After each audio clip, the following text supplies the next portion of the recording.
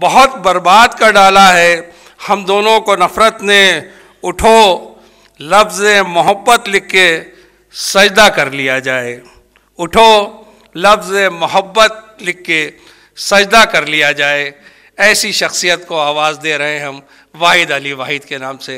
मैंने एक अनुरोध किया, रिक्वेस्ट किया, मैं वाणी वंदना कर देता हूँ उस माँ की वंदना जिसके लिए आजकल बड़ी वाद विवाद भी चलता है। मैंने कुछ छंद लिखे जो दोनों धर्मों का समन्वय है माँ का। कुरान कहता है कि माँ के पैरों के नीचे जन्नत है। हमारा वेद कहता है जननी जन्मभूमिश्च स्वर्गात् गरीयसी। इसी भाव का गीत करता हूँ। एक शेर के साथ शुरू करता हूँ। कविता के दौर में मेरे पास आज बहुत सी नई कविताएं हैं जो कविता के दौर में मैं पढ़ूँगा।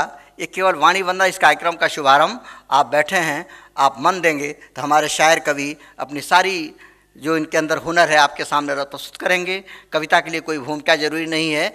आइए यहीं से बात करता हूँ कि लोग मिलते हैं गुजरते हैं हवाओं की तरह, लोग मिलते हैं गुजरते हैं हवाओं की तरह, कौन रुकता है बरसता है घटाओं की तरह, और कुछ भी देते हैं बड़े लोग मुनादी करके, कौन देता है दुआ माँ की दुआओं की तरह। उस माँ की दुआ लेने में कोई गुरेज नहीं। मेरे गुरुवर डॉक्टर सत्य जी बैठे हैं जिनके हजारों से इस पूरे देश में हैं। मैं इनके चरणों में प्रणाम करता हूँ, सलाम करता हूँ। संजय भाई मेरे गुरु भाई हैं। हम लोगों ने शुरुआत किया था और एक बड़ा फलक लिया आपके मन का। आपके इस समारोह में छंद देखिएगा, वो माँ कैसी है। ये रक्त की बूंद को रूप स्वरूप दे विश्व में वो गुणों आगरो माँ है। वाह क्या कहने। रक्त की बूंद को रूप स्वरूप दे विश्व में वो गुणों आगरो माँ है। और प्रेम पीयूष पिलाती रहे पर खाली न हो वह गागरो माँ है। कि ब्रह्म का ज्ञान कराती हमें वह आदि पुराण का आखर माँ है। और नदियों से नहीं तुलना जिसकी ममतामयी रूप का सागर माँ है। कि नदियों से नहीं तुलना जिसकी ममतामयी रूप का सागर माँ है। और कोई भेद नहीं उस माँ को, उस माँ के स्तवन में, उस माँ की प्रशंसा में। इस छंद को सुनिएगा। और मैंने कोई एक खाई पाटने की कोशिश की है तो आपका मन चाहता हूँ कि माँ के ही पैरों के नीचे है जन्नत, ये कहता है कुरान हमारा। माँ के ही पैरों के नीचे है जन्नत, ये कहता है कुरान हमारा। और माँ चरणों में है स्वर्ग समाहित, गाता रहा ये पुराण हमारा। कि माँ चरणों में है स्वर्ग समाहित, गाता रहा ये पुराण हमारा। कि माँ का कहीं अपमान हुआ तब क्या बच पाएगा मानो हमारा। और भारत मातु के वंदन से फिर जागृत हो स्वाभिमान हमारा। कि भारत मातु के वंदन से यह हौसला, ये मन का भाव हो जाता है तो कोई भेद नहीं रहता है। आइएगा, गंगा जमुनी तहजीब का शहर है।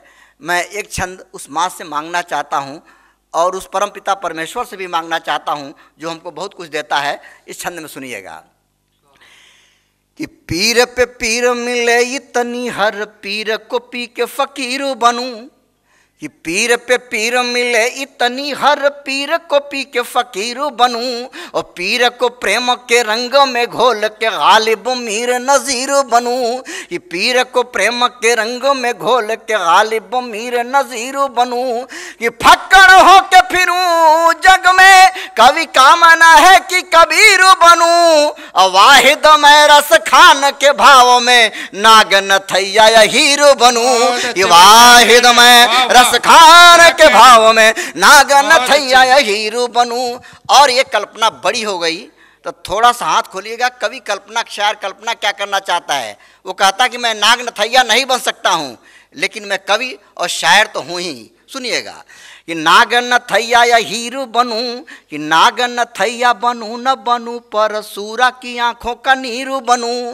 कि नागन थैया बनूं न बनूं पर सूरा की आंखों का नीरू बनूं। और नीर बनूं यमुना तट का प्रिय गोपियों का कोई चीर बनूं। ये चीर बनूं तो पीतांबर सा गुण गाऊं तो कृष्ण का कीर बनूं। और कीर बनूं तो कबीर पढ़ूं और राधे के माथे अबीर बनूं। ये कीर बनूं तो कबीर पढ़ूं और राधे के माथे अबीर बनूं। आखिरी छंद संजय मिश्रा शौक है मेरे मित्र।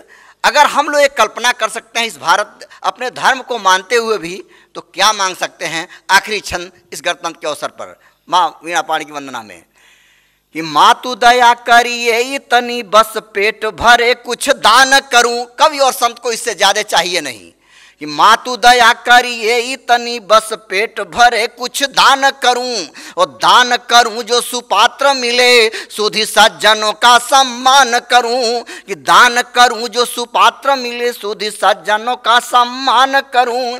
कि सम्मान करूं कवि शायरों का बलिदानियों का गुणगान करूं। गुणगान करूं रब का अपने इस भारत पे अभिमान करूं।